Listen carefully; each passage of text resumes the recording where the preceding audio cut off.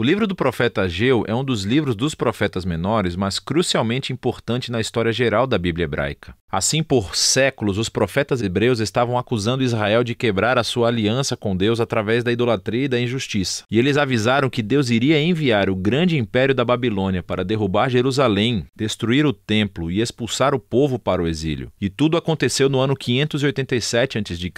Mas isso não foi o fim da história. Os profetas também acreditavam que ainda havia esperança e que Deus um dia traria de volta um remanescente transformado do seu povo, Israel, para viver em uma nova Jerusalém, onde a presença de Deus viveria entre eles. Quando nos viramos para Ageu, o ano é 520 a.C., quase 70 anos após o exílio. O Império Babilônico recentemente entrou em colapso e o mundo é governado pelos persas. Eles permitiram o retorno de qualquer israelita exilado que quisesse voltar para Jerusalém, que ainda estava em ruínas. E sob a liderança de um sumo sacerdote chamado Josué e Zorobabel, um herdeiro da linhagem de Davi, e um grupo de exilados, todos retornam e começam a reconstruir a cidade e as suas vidas. Lembre-se da história do livro de Esdras, capítulos de 1 a 6. Então temos altas esperanças e o futuro parece muito brilhante, mas na verdade não é, pelo menos do ponto de vista de Ageu. O livro consiste em 4 sessões que resumem a mensagem de Ageu dada ao povo de Jerusalém ao longo de 4 meses. Ele começa acusando as pessoas de terem prioridades equivocadas e sim, elas voltaram para Jerusalém. Mas elas estão usando todo o tempo e recursos para reconstruir as suas próprias casas de luxo, enquanto o templo ainda estava em ruínas devido à sua destruição 70 anos atrás. Então Ageu pergunta: as suas casas são realmente mais importantes do que a sua fidelidade a Deus? Essa negligência, Ageu diz, é o mesmo que a rebelião da aliança de seus ancestrais, e é por isso que a terra ainda é improdutiva, porque eles foram atingidos pela fome e pela seca. E aqui está a citação de Ageu na lista das maldições da aliança no livro de Deuteronômio. E assim, as palavras de Ageu são seguidas por uma história da resposta do povo. Lembre-se também da história de Esdras, capítulo 5. Nós aprendemos que Zorobabel, Josué e o remanescente do povo foram impactados pela mensagem de Ageu e estavam motivados. Eles começaram a reconstruir o templo. Então, na próxima sessão, Ageu segue um mês depois e aborda alguns problemas de expectativas destruídas entre as pessoas. O templo que eles estão reconstruindo é bastante inexpressivo. Não é nada comparado à glória do templo de Salomão, construído aqui cerca de 500 anos antes. E, por isso, a moral estava muito baixo para terminar o projeto. E assim, Ageu lembra o povo das grandes promessas proféticas do futuro reino de Deus e sobre esse templo. Ele cita os profetas anteriores, especialmente Isaías e Miqueias, sobre a nova Jerusalém.